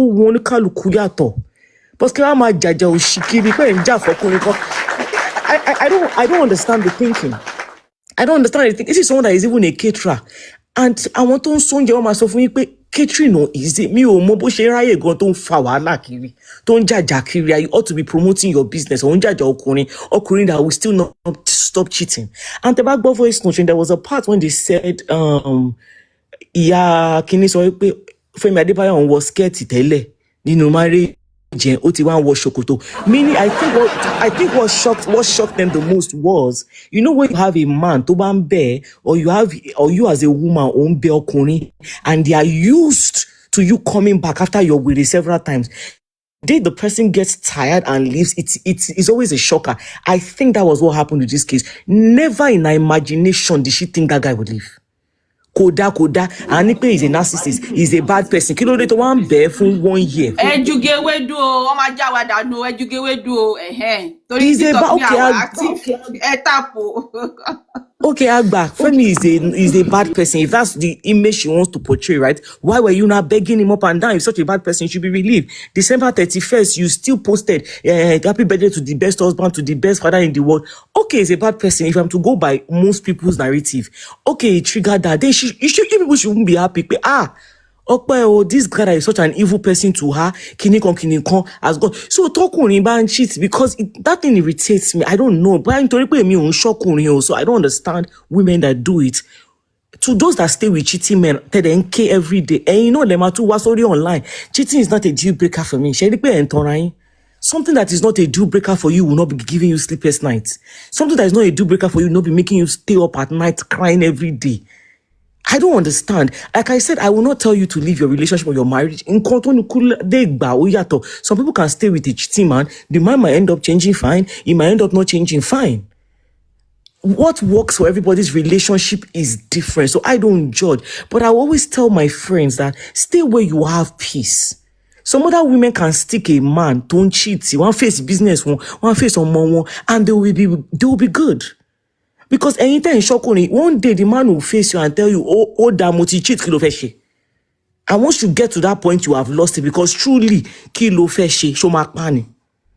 It's either you stay or it's either you go. Me, I'm just saying that if I have any friend that wants to put me in trouble, you're going to talk about me bad somewhere, if I have to record you for proof, I will record you. Because unless we are hypocrites, that we are saying, at least question koto feshe, and you know, lema tu soro, to ba je pe ikoko ti se femi. And you people heard that Toun had the voice note. And you know, number 2 jade. But only voice note. We could have saved him. We could have we would have made sure that she did not do this.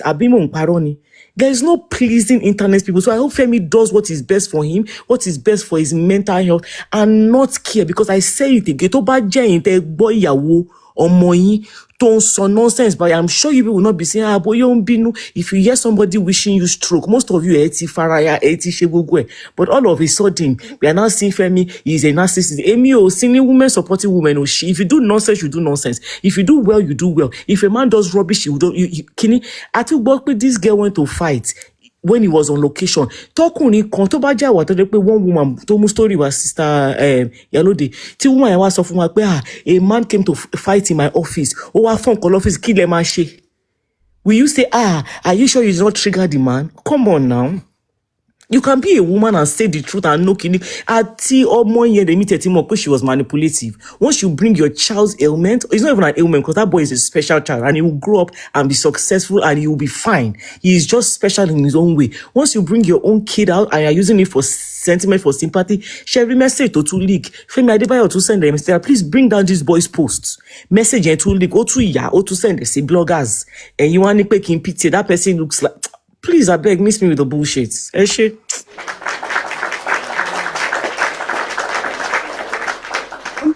Thank you so much, Sister Olu. Thank you so much. Thank you.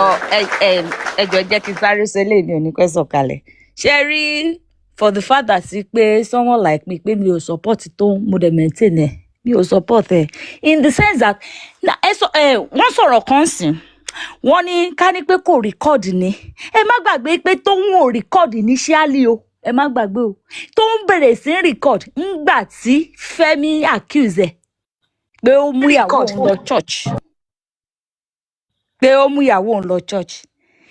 Nǹkan tó ń bí mi nínú ọ̀rọ̀ Toun ni pé ó gba Táyọ̀ láàyè láti máa ṣe gbogbo nǹkan tó ń ṣe pé wọ́n jọ plan ẹ̀ ni wọ́n jọ mọ̀ ń pa ẹ̀. Nǹkan tèmi ń sọ nípa Toun nìyẹn. But gbélé tó kù mi ò lè ever support Táyọ̀. Mi ò lè ever support ẹ̀, never. Ìkà nǹkan tó ṣe mi ò fẹ́ sọ pé ìkà mú tẹ́lẹ̀ mò ń sọ pé ìkà. Sister Morire kò gbà láyè. I will keep on saying. There's nothing like ó gbà láyè. There's nothing like ó gbà láyè. Ọmọládé lè mi máa fún yín ní chance ní to me anyway. Okay, to you. Yeah, to you. But kò síbi tó ti gbà láyè. Ṣó ti yé yín. To me. Kò síbi tó ti kò gbà láyè kankan. Nígbà tó rí pé ọ̀rọ̀ yìí à ń paláró, ó fẹ́ máa di nǹkan míì. And besides, Femi had to call her. Mommy, Yes, what are you doing? Ọlọ́run ọba o. Sister Malademi, take over. Okay. Good afternoon, everyone. Josh, I'm going to I'm going. Okay. What may I say about this whole thing? Ṣẹ́rí ìgbà tí wọ́n kọ́kọ́ gbé issue yìí wá sórí social media. And tó bá máa ń rí post mi dáadáa, I was like, why are people judging? Why are people judging from one side of all this? Because kò sí kankan nínú yín tẹ́ gbọ́ story Fẹ́mi or anybody. Fẹ́mi ò gbọ́rọ̀ ẹ̀ wá síta. Whoever tó bá lọ gbọ́rọ̀ bá blogger, it's just one side ló ń gbọ́. So I was on that until this very voice note. And after that voice note, for me, that voice note was self-explanatory. As a matter of fact, àwọn nǹkan kan wà tó ṣe wípé èèyàn ti máa rò tẹ́lẹ̀tẹ́lẹ̀, from the things that we've been hearing before, láti last year. Because kíní yóò kì í ṣe ọ̀rọ̀ 2 weeks ago, kò kì í ṣe ọ̀rọ̀ 3 weeks ago. Now to my point, me personally, in fact, anybody tó bá ń blame toun tàbí tó bá ń blame whatever, well, tó bá kan tán ní ẹjọ́ torí Ọlọ́run ẹ má record, ẹ máa gbọ́ ọ̀rọ̀ tẹ́ni yẹn sọ pé ẹ má fi record. Tàbí tẹ́ bá ti gbọ́ ẹ sáré lọ bọ́ kọ̀ọ̀kan sọ pé Abolade àti ẹ̀ lè bá dé level yẹn. To me, mi ò lè báyàn kankan dé level ọ̀rọ̀ ṣóṣòṣò bẹ́ẹ̀. Ṣóṣòṣò ló pa toun. And I am not saying you should. But bí gbogbo wa ṣe rí ọ̀rọ̀ yìí ọ̀tọ̀ọ̀tọ̀ ni. And just because you have your own opinion, it doesn't mean wípé I would see it the same thing like that. So bẹ́ẹ̀mi ṣe rí òun lèmi ṣe máa sọ níbí báyìí. Me, I am not going to blame Adetoun. Number one, ọ̀rọ̀ tó wà nílẹ̀ yìí tá à ń sọ̀rọ̀ nípa èyí is about Aladuke and the Adebayo's family. It has nothing to do with Adetoun here. We are talking about tó bá di ọ̀la tí ọkọ Adetoun àbí ọ̀rẹ́ Adetoun àbí ìyá Adetoun àbí family Adetoun tó bá gbé ọ̀rọ̀ Adetoun wá ní tìbà a máa sọ pé yes bó ṣe ṣe f'Aladuke náà ní irú èèyàn báyìí ló jẹ́. But on this particular note, a lot of people are actually downplaying the content of that voice note, and they are taking one take from it. One street side to Adetoun. I see one particular update, and I was like, àgbàlagbà ni mi. Ṣé èèyàn máa ń gbọ́rọ̀ kí èèyàn máa react bí ilé mi? No, you don't behave like that. Kò make sense rárá. Kẹ́ máa ṣépè fún Adetoun, kẹ́ máa ṣe eléyìí, kẹ́ máa ṣe tán. Ọ̀rọ̀ tó wà nílẹ̀ yìí tí gbogbo wa ń sọ lórí ẹ̀ yìí, it's about Aladuke. Ẹ dẹ̀ má jẹ́ ká gbàgbé wípé ẹni tó gbé ọ̀rọ̀ yìí tó wá gbé sí etí gbogbo wa níbí báyìí, àwọn bloggers tó ń ṣe kìnnìkan, it leaked from Aladuke. It did not come from Adetoun to report. It did not come from the Adebayo family. This thing has been on ground for the past 1 year. Girl yìí ó decide wípé yes, I feel I've been neglected. I feel I've been. There's this thing about her. Tó feel wípé òun ti ń bẹ̀bẹ̀, okay, tí wọ́n bá tẹ̀ wá ní bẹ̀bẹ̀, ṣé wọ́n á máa lọ bẹ́ẹ̀ ni? Because bí èèyàn ò bá ṣẹ̀, tó tí ò dẹ̀ gbà pé ó kì á lójú gbogbo ayé mo ti ṣẹ̀, kò ní máa bẹ̀bẹ̀ o. You need to get this straight. Kò ní máa bẹ̀bẹ̀. And I want to, people are saying, ṣe mọ̀ nǹkan tó pọ̀ ṣe fún ní, ṣe mọ̀ nǹkan tó pọ̀ ṣe fún ní, ṣe mọ̀ nǹkan tó pọ̀ ṣe fún ní. See, I'm sorry, I'm a divorced woman. So when it comes to pain, I've had my share. When it comes to betrayal, I have had my share. When it comes to infidelity, I was married when my husband got married.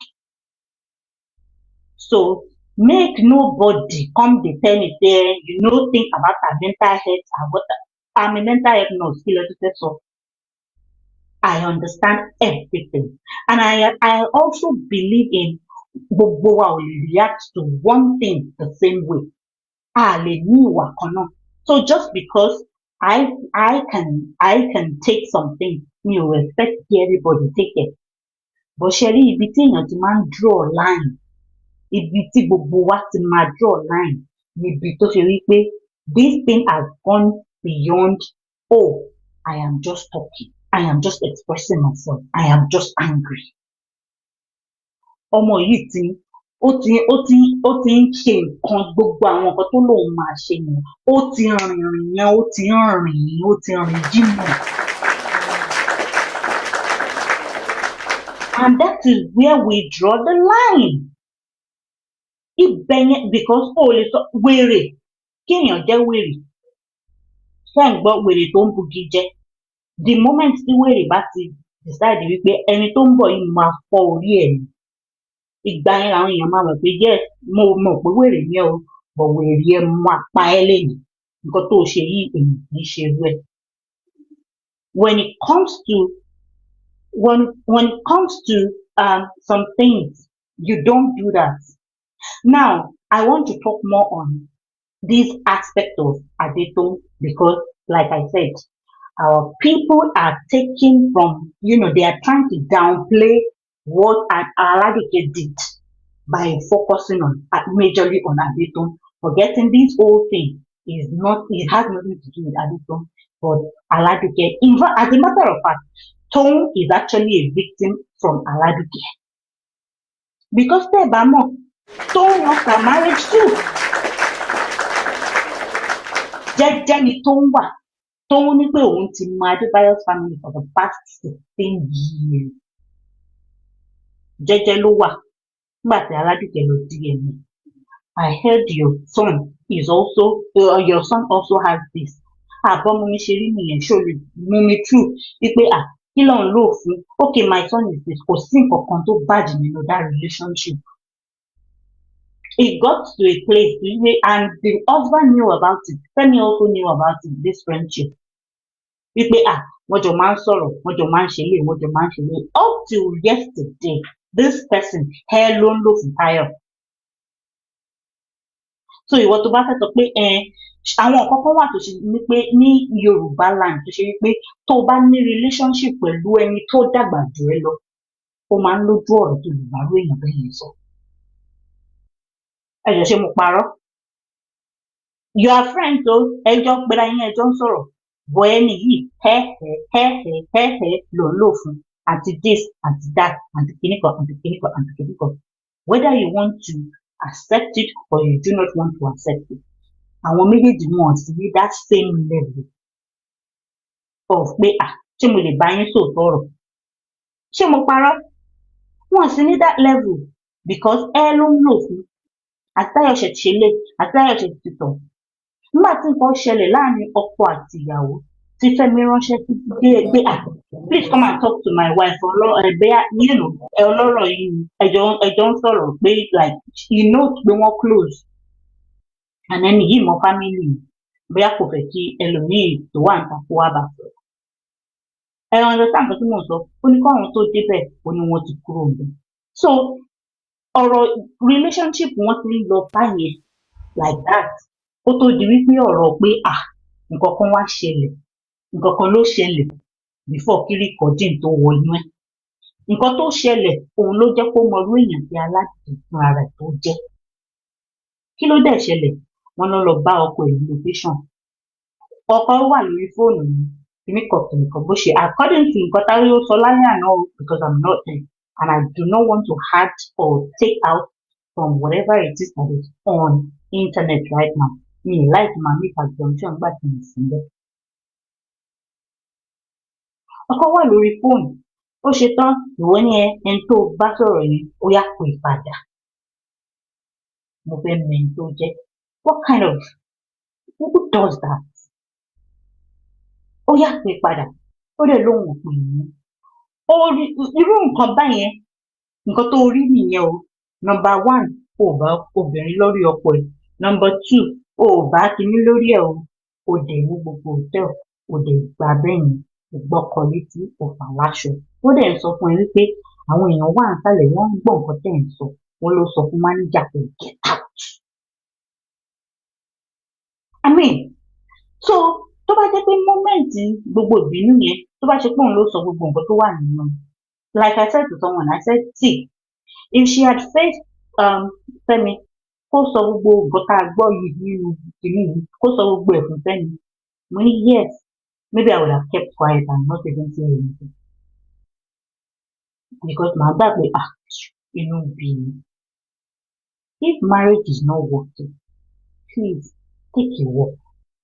Ìwọ tó bá dẹ̀ mọ̀ wípé o ò lè gbójú kúrò, o ò lámòjú kúrò, ìwọ ló fẹ́ mọ ibi tọ́kọ lọ, ìwọ ló fẹ́ mọ ẹni tọ́kọ bá sọ̀rọ̀, o fẹ́ mọ kíní kan. This is somebody that they were even saying she has the password of her husband's phone. Pé ó ní password fóònù ọkọ ẹ̀. Kí ọ̀gá Bello tó sọ wípé ó dà pé password yìí ló ń dá nǹkan lẹ̀. Kí ló dẹ̀ máa dé nígbà tó ọkọ tó mọ̀ pé mò ń yálè ṣó máa fún ìyàwó ní password. That means wípé there are some innocent whatever nínú kíní yẹn gan tó ti máa misinterpret tó ti máa behave anyhow. Kí wọ́n tó sọ fọ́kọ pé ṣebí password ló ń dá wàhálà lẹ̀, ó yá ìwọ náà lọ change the password ẹ̀. Òun ló fi mú ti ọ̀gá Bello mọ́ tó fi ń ro stroke mọ́ ọ̀gá Bello lọ́gàá Bello.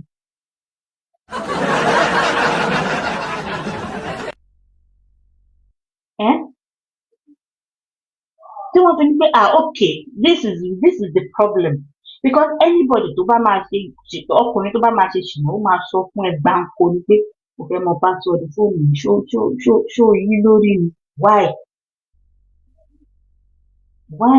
There are some things, it's not everything we only decide láti password phone and not because we ó ṣe ṣìnà. There are some things you even want to discuss with your own family and you just feel I don't want my wife involved.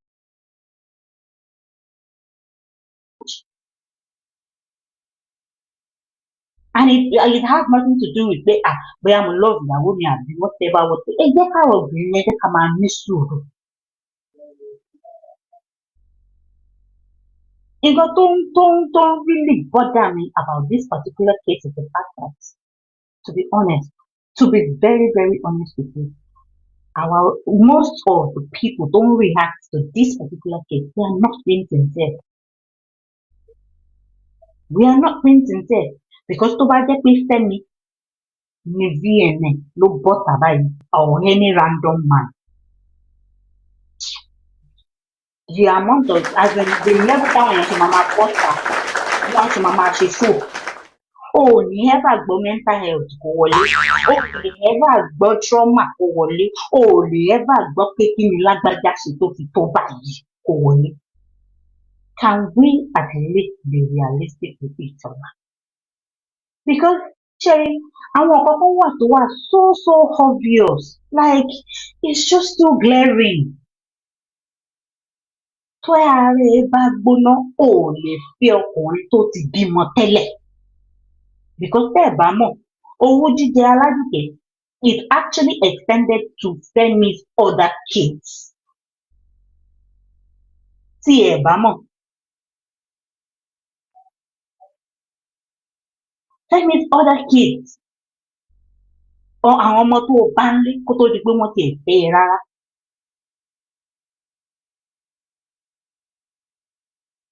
We all have options. I always tell people, I am not one to judge anybody because like I said, me, I am divorced. My parents are still very much married. And that means oníkálùkù ló choose party. Nǹkan tó wọlé gbà, èmi ò lè gbà. Nǹkan tèmi dẹ̀ lè gbà, ẹlòmíì lè má gbà. But once tó bá ti make that very decision, stick by it. Do not let anything or anyone or anything whatsoever change you into something you would not be able to recognize tó bá wò mìíràn. Don't lose yourself. Because ayé ò ní bá ẹ gbọ́. Taba wá ń give excuses for something like this. Should we also give excuse fún àwọn ọkùnrin tí wọ́n bá decide láti ìyàwó wọn torí kó yálè? Ṣé ká give excuse fún àwọn ọkùnrin tí wọ́n bá feel wípé ìyàwó mi ti rìn lọ látàárọ̀ kò tiẹ̀ pè mí, kí ló dé tí mò ń pè ẹ́ tó gbé fóònù, o ò gbé fóònù kẹ̀ bounce etí ẹ̀ ló kàn? Should we give excuse for that as well? Ẹ jẹ́ ká máa try ká máa sọ̀rọ̀ sí ibi tí ọ̀rọ̀ wà. Tó bá dẹ̀ ti mọ̀ wípé ara ẹ̀ ò lè gbà, like you can't stand it when they are talking about things like this. Má wulẹ̀ gbé ẹnu sí. It is better to keep quiet than be, saying things just to like, I don't know. But má jẹ́ kí n sọ̀rọ̀ too much because bí èmi ṣe ń feel ni mo ṣe ń sọ̀rọ̀. But I don't want to hurt anybody because everybody is entitled to their own opinion. But at least let us be sincere and be realistic about things. You see that voice note there? It says a lot. Àwọn ibi tẹ́mi dẹ̀ mú dání bẹ̀ ẹ jẹ́ kí n sọ fún yín. Ibi tí woman yẹn tí Toun was actually telling her pé wọn àdé ní mọ̀ pé gbogbo nǹkan tẹ̀ ń sọ yìí ète obìnrin ni o. Ṣé mọ nǹkan tó ní Wúmílà Aládùkẹ́ fi dá lóhùn? Ó ní ète òrèrú. Tóun tún máa fi táàkì tóun á fi back it up. She had plans and she is playing by that. This woman actually made àní mi ò sọ̀rọ̀ sẹ́ nígbà tí gbogbo kìíní yìí bẹ̀rẹ̀. I didn't say anything. Àwọn tó ń sọ̀rọ̀, I was actually saying, why are you jumping into conclusion? Kí ló dé tẹ̀ ń búhe tẹ̀ ẹ̀ dàdú kí ni titi yín nínú kìíní? Do you think you know everything about this marriage? These people have lived together for good 9 years. So báwo ló ṣe wá feel pé okay, you are in that position to sit down kí wọ́n máa ṣe show kìíní? But ibi tó ti clear sí mi tí mo dẹ̀ ti sọ pé eléyìí o no is the fact that number one, mo kọ́kọ́ rí reply to Mewọ̀ Lákàdá was advising her just keep quiet. You coming on social media is not going to help you, which is true. Ibi tó ti kọ́kọ́ cut attention mi nìyẹn. The second one was ibi tó ti sọ pé wípé now everybody can see who the victim is and who the bully is. Obviously, she's not referring to herself as the bully. She is calling the man the bully. The same man that had heard all this and kept quiet. The same man that heard all this and decided to just keep quiet, walk out jejely. Ó ṣe gbogbo ilé ìsílẹ̀, wá bọ́ta, ó tún wá fẹ́ máa fọ́ọ̀mù wípé okay, wọ́n ṣẹ̀ mí. Èmi ò sọ pé ọkọ ẹ ò ṣẹ̀ o, but kò sí nǹkan kan tó fẹ́ fi justify nǹkan tó wà lẹ́yìn. Kò sí. I was saying it this morning. I said, even if you now come out now and start saying, oh, this was what he did. He is like this, he is like that. Somebody like you, I will pay you no attention. As a matter of fact, mi ò kì í ṣe show, màá bẹ̀rẹ̀ sí ní ṣe show back to back fún Iyalode. Màá ṣe show back to back, màá pe orúkọ ẹ̀, màá pe orúkọ ọmọ sí ẹ̀. Back to back fún ẹ wípé what are you saying? Because you already said it, wípé you would come out àti nǹkan tó ṣe àti nǹkan tí kò ṣe ni wàá sọ. So there is nothing tó fẹ́ sọ nísìnyí tí mo lè sọ pé okay, let me consider this. I'm sorry, but that's me. That's me. Because eléyìí tó tiẹ̀ àwọn nǹkan fún wà tó ṣe wípé kò sí bó ṣe fẹ́ ṣe tẹ̀rí. Ó jẹ́ married woman, ó wá ní ọ̀rẹ́, ó dẹ̀ ṣe wípé gbogbo nǹkan tó bá ti ń ṣẹlẹ̀ nínú ilé ẹ̀ gbans, ó ti lọ gbé fún any little thing, wà á ti lọ gbé fọ́rẹ̀, any little thing, wà á ti lọ gbé fọ́rẹ̀, any little thing, wà á ti lọ gbé fọ́rẹ̀. Tó o tó ilé ọkọ lọ ni, tó o bá tó ilé ọkọ lọ, wà á mọ̀ wípé àwọn nǹkan kan wà tó ṣe wípé inú ikùn ẹ ló máa gbé. Because ẹ wò, kó tiẹ̀ sọ pé lórí ahọ́n gan lásán ni. Ṣé ẹ̀yin ò mọ̀ pé àwọn agbọ̀rọ̀dún wà ní? Àwọn tó máa sọ fún ẹ wípé ọkọ ẹ ṣe báyìí fún ẹ, àwọn abẹ́bẹ̀ pọ̀yà. Irú obìnrin tó bá ti ń wúrú ìwà báyìí, irú àwọn obìnrin yìí tí ò bá fi irú ìwà yìí, tí ò bá fi pa ara ẹ̀, wàá fi pa ọkọ tàbí kó fi pa ọmọ.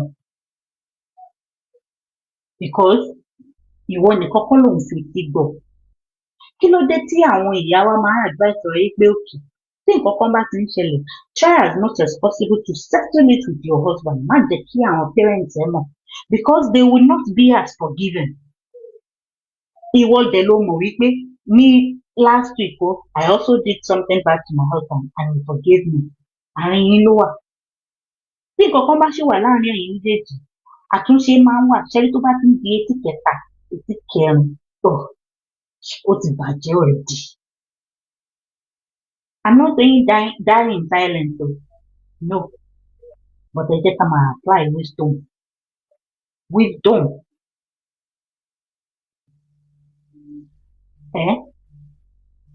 Even your own mother, ìyá títí ẹ gangan, according to what I heard last night, because according to what I heard from Kini last night, even your own mother, wọ́n sọ fún ẹ pé ṣé o ti gbàgbé pé lágbájá yìí ló ń bá sọ̀rọ̀ ní tó dẹ̀ ń lanu báyìí tó ń sọ̀rọ̀. She was not in support of it, but you did not care. That is one thing I could get from that audio. Oh, care ẹni tó bá gbọ́, because you knew you had them. And now let me tell you, and for every other person out there tó bá rò pé social media is some kind of a weapon. It is not. Èṣù, kó jẹ́ èṣù, wà ní sọ̀pọ̀tà lórí social media. Kó jẹ́ èṣù, wà ní sọ̀pọ̀tà on this social media. So don't ever think every little thing, má worry, màá tú ẹ sí o, ayé abẹ́ ẹ gbọ́, ayé aṣèkí nìkan, táyé bá gbọ́, and so what? And so what? Ayé agbo, ayé sọ̀rọ̀, after 2 weeks, you are back with your own problem.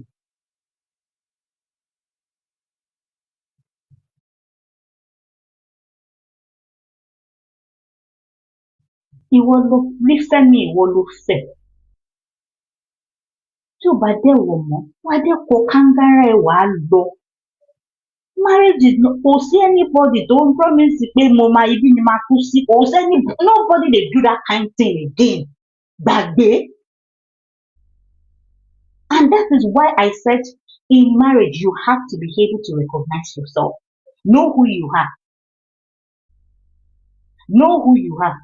Ìwọ tó dẹ̀ ń rojọ́ kiri, I am sorry but I am disappointed. Ló ṣe wípé tí kúrò nínú ọkọ for 1 year, àṣírí ẹ ti ń tú. Àṣírí ẹ ń tú in the sense that wọ́n ń fi gbòdògbòdò, wọ́n á fi ń lé ẹ kúrò níbi tó ti ń tajà.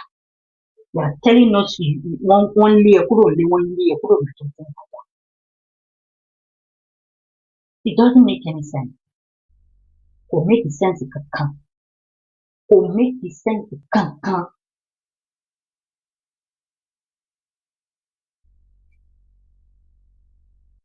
Kò make any sense. So gbogbo ìhàlẹ̀ tó ń ṣe, tell me is still your backbone. And that same person ló ń sọ pé wọ́n fẹ́ bá ti tètè, wọ́n máa mú wálẹ̀, wọ́n máa ṣe gbogbo nǹkan tó ń jọ lójú mi. A part of me is even telling me that you are actually jealous of your husband's success.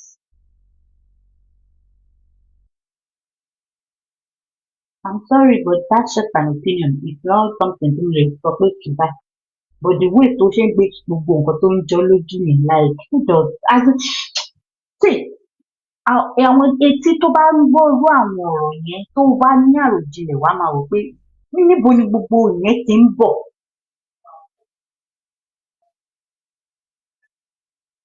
Where is all that coming from?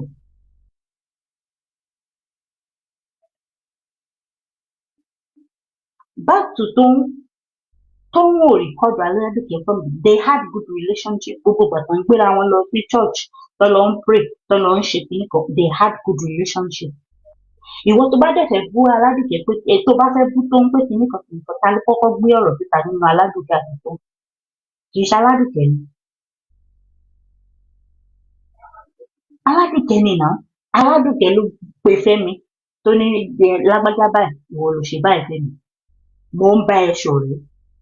Èmi àti ẹ jọ ń lọ church, a jọ ń ṣe kìnnìkan. Mo ń respect ẹ, mo ń respect ẹ, mo mọ nǹkan àwọn òkú fọ́n pa ẹ. I know the kind of person you are. and I know the kind of person tí àwọn ọkọ ẹ̀ àti family ẹ̀ náà jẹ́. Ó wá dọjọ́ kan out of nowhere. Ṣé ní nǹkan tó ṣẹlẹ̀ sí Tóun yìí ó fẹ́ ṣẹlẹ̀ sí mi nígbà kan mo yẹ rí mi. Ẹ jẹ́ kí n lè sọ bí tèmi ṣe jẹ́. I used to be very, very close to this person. Then I was not even married. I was still in my parents' house. But this girl, she's my friend and she was married. Man notice pé kò dẹ̀ sí nǹkan kan tí kò kì í sọ fún mi. Pé kìíní kan ọkọ ẹ̀ ò gbà kó ṣiṣẹ́ tó inú ilé ló máa ń wà. Ọkọ ẹ̀ dẹ̀ ń fún lálàá wá ń every month. There are some things that that man does not allow. Ibẹ̀ lèmi tí wá ń sọ ó dẹ̀ máa ń yà èmi lẹ́nu pé ṣé o lọ sí school láti wá máa jókòó sílé ni? Don't you have parents that you have to take care of? Fine, o ní allowance tó ń ṣe. But nínú allowance ẹ̀ gan sef, can you actually send money to your parents there? Because tó bá send owó náà wàhálà ni. He has to do everything. Ibi tó ń lọ, ibi tó jẹ́, ibi tó ṣe kìíní sí.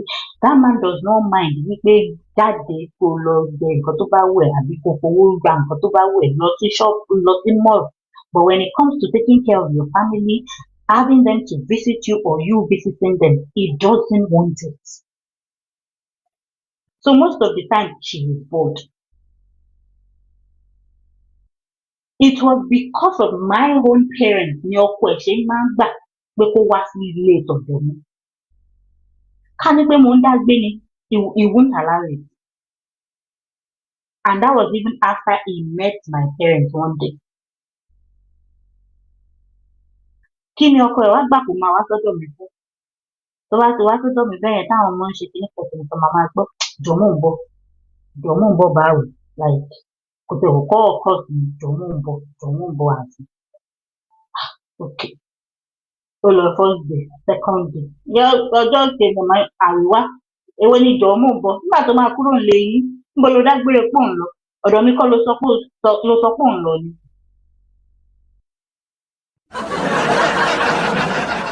Ọ̀dọ̀ mi kọ́ lóun lọ. Kí láá ni jọ̀mọ́ ń bọ̀? I am trying to tell you how relationships change as in bó ṣe máa ń change. So it wasn't as if this girl was actually enabling Aladuke in any way. Àwọn kọ́kọ́ máa bẹ̀rẹ̀ sí ní ṣe tí wọ́n gan-an máa wá jókòó pé ẹjọ́ kí ló ń ṣẹlẹ̀. That was when I actually sat down. Mo dẹ̀ notice wípé anytime maybe ó meet ọ̀rẹ́ mi ọkùnrin àbí whatever. Ó máa ń the way she reacts pé bẹ́ẹ̀ni pé ìwọ tó yẹ pé tó bá fún ní compliment kan ní ìsìn pé ó ti bímọ méjì o tí wàá fine by hey God forget it. Ọ̀rẹ́ mi máa smile from side to side ni. Inú ẹ̀ máa dùn burúkú lọ́jọ́ yẹn ni. Like I kind of get it because all these things ó máa ń weigh down tó bá dá jókòó or whatever. But that's the kind of person she is. Kí ni mo fẹ́ sọ? All of a sudden ni mo rí tí ó pọ̀ tó stage kan like ọkọ ẹ̀ attitude wọn change sí mi. I was like kí ni mo ṣe? Ọjọ́ yẹn mo fẹ́ lè máa dá sọ̀rọ̀ lójú títì. I was questioning myself pé what could be wrong? Kí ló ń ṣẹlẹ̀? Àṣé aláwọ̀ mi ti lọ fi mí parọ́. Ó ti lọ fi mí parọ́ nílé. Tẹ́mi ò dẹ̀ mọ̀. I did not know anything. And that is exactly what happened in this situation. But ibi tí èmi ti wá yàtọ̀ sí tó ní wípé èmi ò gbá ohun èèyàn sílẹ̀. Èmi kàn decide láti let go ni because ó ti fẹ́ máa mú disrespect tí kò make sense na.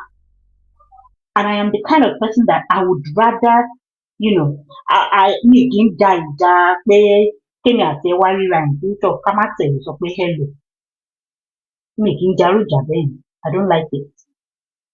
So mo yẹ rí mo kàn rọra let go ni. Títí gap yẹn fi wà láàrin wọn. But in this situation, ó ní nǹkan kan tó ṣẹlẹ̀ tí Aládùkẹ́ ti wá ń rojọ́ fún Tóun. Tóun ò dẹ̀ sì torí ẹ̀ kò tètè mọ̀ wípé ọ̀rọ̀ tí wọ́n bá gbà yìí sọ fẹ́ àló mímu ọ̀sìn ìgbà tóun gangan fúnra rẹ̀ bẹ̀rẹ̀ sí ní rí ọwọ́. Ìgbà tí tóun fúnra rẹ̀ bẹ̀rẹ̀ sí ní rí ọwọ́ tí Fẹ́mi pè out of nowhere wípé lágbájá ìwọ ni kíní kan a ó ṣe o wọ́n ní wọ́n ló ṣe báyìí wọ́n ní wọ́n ló ṣe tán ìyẹn wá gbé ọ̀rọ̀ wá fi lọ bí ti kọ̀ọ̀kan wípé ẹni báyìí pè mí kí lè feel like ní ìmọ̀ ọ̀kan tí mo ṣe ẹni yẹn ló wá àdúrà wípé wo ó dà pé ọ̀rọ̀ ti ń bẹ́yìn yẹn o ọmọ tó ní pé kíní yẹn anytime tó bá ti ń sọ̀rọ̀ báyìí wò ṣá ní rìkọ̀dù tó dà wọn ò ní parọ́ kíní mọ́ ẹ o and that was what happened so if you like you can blame her from today till tomorrow me o tí ọ̀rọ̀ tó bá bọ́ta lọ́la tí ọkọ tó bá wá bọ́ta tó bá wá rojọ́ tó ń ẹ̀kún I will be here màá sọ ilé tí màá sọ ti tó ń fún màá sọ ti fi fún but in this particular Aladuke whatever because the case here is actually about Aladuke not Adetun we all know about Adetun because we heard ìyẹn làwa fi mú Adetun torí pé òkè àmọ̀ pé lágbájá ló ń ṣe òkè bí ìwọ ṣe ń lu yìí and tẹ bá ń gbọ́ bí ọmọ yẹn bí gẹ́ọ̀ yẹn ṣe ń sọ̀rọ̀ ẹ máa mọ̀ wípé òun fúnra rẹ̀ gan bàbá ńlá victim victim mi in the sense that wípé tí ìwọ Aládùkẹ́ tó o bá fẹ́ play fast one on Adétún tó o ti lọ sáré because ìwọ mọ̀ nǹkan tó o ti ṣe o mọ̀ nǹkan tó o ṣe sí lọ́wọ́ you wanted to play a fast one on her òun ló ṣe sáré and tẹ bá ń gbọ́ ọ̀rọ̀ tó wà nínú voice note yẹn tẹ bá ń gbọ́ ọ̀rọ̀ tó wà nínú voice note yẹn as at this time Tẹ́mi ti kúrò nílé as at this time tí wọ́n ń ṣe recording yẹn Tẹ́mi had already left the house this girl was actually begging him wípé káwọn padà that was the time now ẹni tó wá ń bẹ̀bẹ̀ wípé òun fẹ́ padà okay you are begging someone that you want to come back to his house yeah ṣó yẹ kí o tún máa sọ̀rọ̀ irú àwọn nǹkan tó lóun fẹ́ ṣe yìí ṣó yẹ kí irú àwọn ọ̀rọ̀ yẹn tún máa wáyé ṣebí òun bẹ̀bẹ̀ ni that you want to go back to the house that means you still love this man you still want to be with him you're talking about begging ìwọ wá ń sọ pé níbi tí wọ́n tẹ̀ sí ń bẹ̀bẹ̀ nígbà ọkàn wò pé ẹ̀yìn máa jẹ́ kí ẹ̀ máa rò lórí ẹ̀ pé kí mo tẹ̀ wá ń bẹ̀bẹ̀ ṣe fún mo lè bá iye rọ̀bọ̀ ìjẹ́nu àbẹ́mọ̀ kò bí nǹkan tó wà lẹ́yìn bó ṣe rí nìyí ṣé ẹ̀ mọ̀ ni mo lè bá iye bọ̀bọ̀ ìjẹ́nu I have the two mo ní nǹkan tí mo lè bá iye ẹ̀jẹ̀ èèyàn yẹn tó wá ń sọ fún tó ń pé àníṣe tó bá tẹ̀ wá jẹ́ kínní gan tí gbogbo eléyìí lọ́lẹ̀ tí mo dáríjì tán ó tún ní nǹkan kan tí mo fẹ́ ṣe fún Instagram ẹ̀ tó ń jọ́ lójú mi mo fẹ́ gbé wálẹ̀ you know what that means the brand of Fẹ́mi Adébáyọ̀ meanwhile owó tó ń rí ń bẹ̀ tó fi ń ṣe kínní kan ẹjọ́ náà ni now because ṣebí kò owó kan ni kò san nísìnyí tí gbogbo àṣírí ilé wa ń tú síta because ìwọ tó sọ pé o fẹ́ gbéyàn kan wálẹ̀ gan you cannot even cover your own damn bills so kí là ń sọ òun bẹ̀bẹ̀ o dẹ̀ tó ń ṣẹ́ òun bẹ̀bẹ̀ sí àwọn èèyàn dẹ̀ ń sọ pé o ò mìíní o ò ṣe mìíní kí ló wá ń bẹ̀bẹ̀ fún òun ló jẹ́ kó difficult láti that is to tell you that even while she was begging she was never sorry kò rí nǹkan kan tó ń ṣe tó wrong ìwọ tó bá dẹ̀ ti admit like kini started from I don't like women that are not accountable and one other thing tí mo notice nínú tí mo fi jẹ́ fáànù rẹ̀ ẹ jẹ́ kí n sọ fún yín lánàá tó ń rojọ́ tó ń said something ó ní marriage òun ti break o ó ní but lágbájá báyìí ṣe báyìí lágbájá báyìí ṣe báyìí lágbájá báyìí ṣe báyìí bọ́sẹ̀ mọ́ nǹkan tó jẹ́ ìyẹn tó sọ ó lóun ò sọ pé marriage òun perfect ìpínlẹ̀ o which means she's not actually pointing fingers ó accept part tó ń play nínú pé marriage òun ó break ṣe irú àwọn èèyàn bẹ́ẹ̀ yẹn irú àwọn èèyàn bẹ́ẹ̀ yẹn àwọn èèyàn nìyẹn èmi ò sọ pé kinní báyìí o I also do this. Mi ò innocent o, mi ò ṣe kinní kan. Tó o bá ti lè accept part tí wọ́n play, you're nothing but a narcissist. O ò lè kò síbi tó o fẹ́ gbé ọ̀rọ̀ ẹ lọ tí àwọn èèyàn máa sọ pé kìíní o ò lè gbé lọ. Ẹ imagine kí gbogbo eléyìí wà nílẹ̀ and that girl was coming out. Inú ẹ̀ dẹ̀ ń dùn bí àwọn èèyàn ṣe ń bash àwọn tí wọ́n ṣe. Inú ẹ̀ ń dùn bí wọ́n ṣe ń bú Ọ̀gá Bello, tí wọ́n ń bú Fúnkẹ́ Akíndélé, tí wọ́n ń bú Fẹ́mi Adébáyọ̀. Wọ́n sọ fún yín pé what happened? Ṣé wọn ò fún ẹ ní notice tẹ́lẹ̀tẹ́lẹ̀ ni pé ibi báyìí o máa ṣe? You gave no explanation. You gave nothing. Kò tẹ̀ sí kankan. Òun expose ọmọ Ọlọ́run. Like why? The things we do not know. And there was still another time to justify nǹkan tó ń ṣe. Wípé torí ọmọ ní kinní kankan kan, torí ọmọ ní kinní lágbájá kan travel pẹ̀lú àwọn ọmọ ẹ̀ nìkan. But ìwọ gbàgbé tí ìwọ sọ fáwọn bloggers pé àníṣe even in this separation ọkọ mi ti travel lọ sí India pẹ̀lú ọmọ yìí lásán.